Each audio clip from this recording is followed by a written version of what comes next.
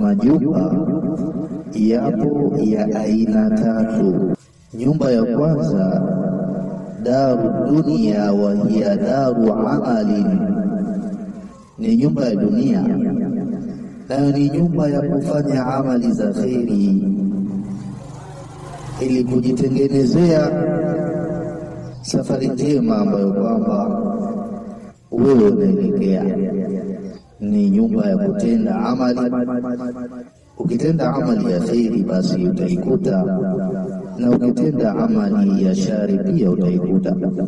Lakini nyumba ya pili ni darul barzakhi wa huwa al-qabr wa huwa daru intidhar. Nyumba ya pili ni nyumba ya barzakh, nayo ni kabri, na hiyo ni nyumba ya kungojea.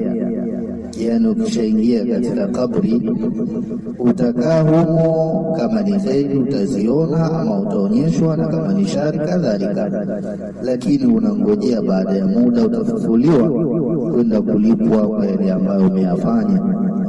Na nyumba ya tatu darul qarar, nyumba ya kudumu, wa hiya darul akhirah, nayo ni nyumba ya akhirah. Allah subhanahu wa ta'ala anasema wa innal akhirata hiya darul qarar, wa innal akhirata hiya darul qarar, katika sura Al-Ghafir. Hivyo watu watalipwa huko akhira, ambayo ni nyumba ya tatu, ima fil jannati wa ima fil nar.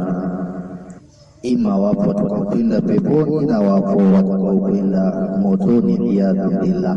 Kwa hivyo nyumba zimegawanyika katika sehemu tatu. Nyumba ya dunia ndio nyumba ya amali, nyumba ya kabri ambayo ndio nyumba ya kungojea, na nyumba ya akhira ndio nyumba ya kudumu.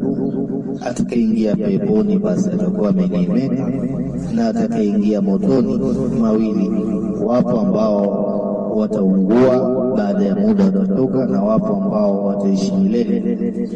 Yani kumwomba Allah subhanahu wa ta'ala atunusuru kabisa na moto wake, kwa sababu hakuna atakayeweza kuvumilia moto wa Allah. Hata kama umeambiwa wewe utakaa siku moja ndani ya moto, bado ni mtihani mzito. Subhanakallahumma wa bihamdika, ashhadu an la ilaha illa anta, astaghfiruka wa atubu ilayk.